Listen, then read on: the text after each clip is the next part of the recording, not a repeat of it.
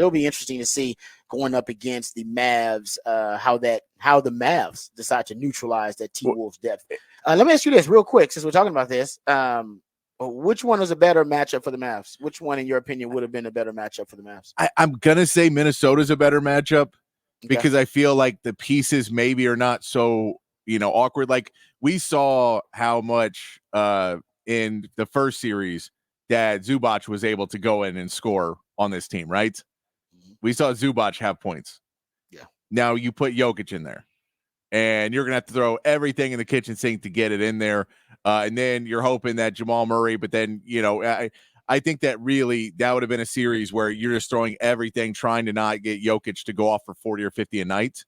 And so they have that power man down low. That's not one of those Mavs strengths. They play good off the ball defense down low, but not necessarily on the ball defense. Now you're playing against Rudy Gobert, who's not necessarily the offensive threat. You can slow him a little bit better. You let that Gafford be able to be in the game, Lively be in the game a little bit more because they're going to be able to play off the ball defense off of Rudy Gobert. You just got to be able to get back and not let him get putbacks. PJ Washington versus Karl Anthony Towns, not a bad matchup for PJ. You give up a few inches there, but in all reality, the athleticism should make up for that. Karl Anthony Towns not really going to be backing him down. So PJ Washington, that's a decent defensive matchup for you there. And for PJ, he can go body up on Karl Anthony Towns, which he doesn't want to do. Yeah. So that adds a little interesting piece for you. The cutting, everything else, what those guys have been doing on pick and rolls and stuff like that Karl Anthony Towns doesn't want to get into that game. So you're going to see a lot of that. And defensively, I think you're going to see a ton of trying to get them to switch. And that's where it's going to be. Do guys fight through screens and Luka just hits threes, or do they get Luka and Kyrie and they try and get them on Mike Conley and they try and switch off of it because you're going to be trying to put one of your better defenders on Luka.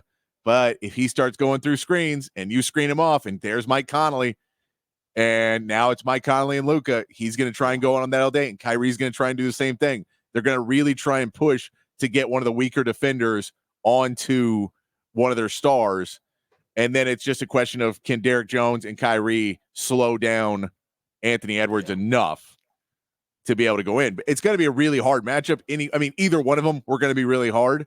But I think you have a couple more pieces where you can kind of game plan it against Minnesota, and you might be able to sneak out a win and get to the finals better than a Denver team where it just feels like they have a couple of problems that you just don't really have an answer for. Yeah, you can't solve Jokic. You're right, and Minnesota did as well as you could, but they got a lot of pieces to help you too. I mean, you got the best defensive player. That's what I say. Is Minnesota was specifically designed to beat Denver.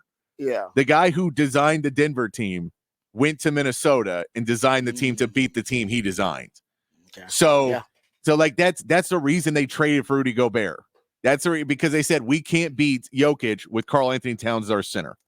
Yeah. So we need that. We also need Naz Reid because we need another big man to go stop Jokic. Yeah. Like I understand how good this Denver team is because I built them and I know who Jokic is. So I need to go get somebody else that can slow them down. That's what he built. So now you're playing a different team, and the Mavs are extremely different as far as big men go because their big men are guys who are going to cut behind you and try and get dunks. They're going to try and follow up. They're not necessarily guys that are – the offense is never going to run through them. Yeah. And so it changes a little bit of what happens trying to defend them. So Rudy Gobert still can defend them, but it's a different kind of defense. Naz Reid and all those, it's just a completely different type of defense you play on the bigs down low.